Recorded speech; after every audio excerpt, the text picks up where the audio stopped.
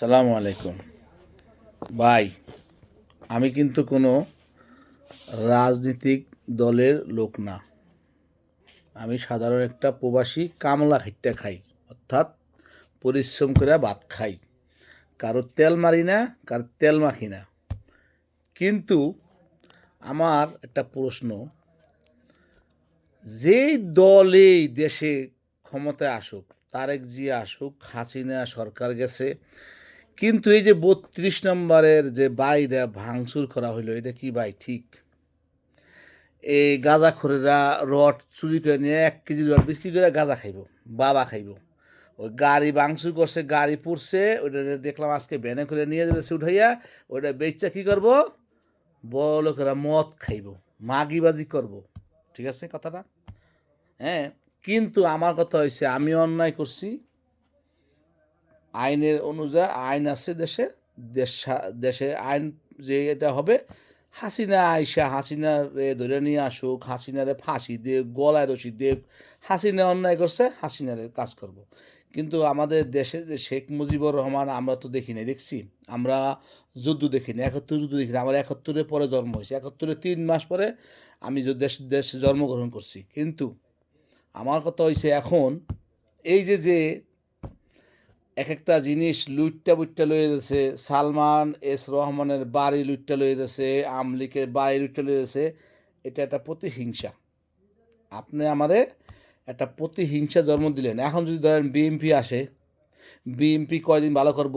5 বছর, 10 বছর, 15 বছর, আবার বিএমপি চলে যাব। আবার একটা দল তো আসবো, কিন্তু সে এসে কী করবো? আবার এই বিএনপিরে ভাঙচুর করব, এটা করব। কিন্তু এটা গড়ে, এটা যে তৈরি করে কার টাকা দিয়ে, আপনার টাকা আমার টাকা দিয়ে, এটা দেশের এই উন্নয়ন করা একটা জিনিস তৈরি করে, সেটাতে ভাঙচুর করেন, সেটাতে নষ্ট করেন। এটা কোন দেশে আইনে আছে? সারা পৃথিবীর মানুষ আমাকে থু দেয়, থু, যে বাংলাদেশের লোক সবচেয়ে নিকৃষ্ট লোক আমরা। আমাদের কোনো মূল্যহীন, আমাদের কোনো মূল্য নাই। কারণ আমরা দেশের প্রধান যেই হোক, তারা সম্মান করেন।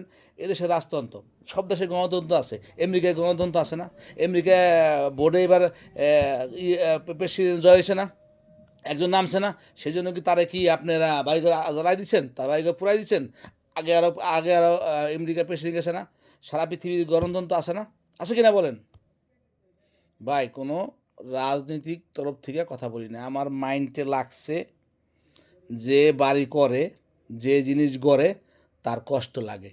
আপনি যদি একটা বাড়ি করেন, শখের বাড়ি করেন, দেখবেন যখন বিক্রি করে দেন, আপনি অনেক কষ্ট লাগবে। কিন্তু যে কিনবো, তার কষ্টের মধ্যে টাকা আছে। আপনি বাড়ি করেন, আপনার ছেলে বিক্রি করে খাবে, তার কষ্ট লাগবে না, কারণ সে বাপের সম্পত্তি পাইছে, সে তার কোনোদিন কষ্ট লাগবে না।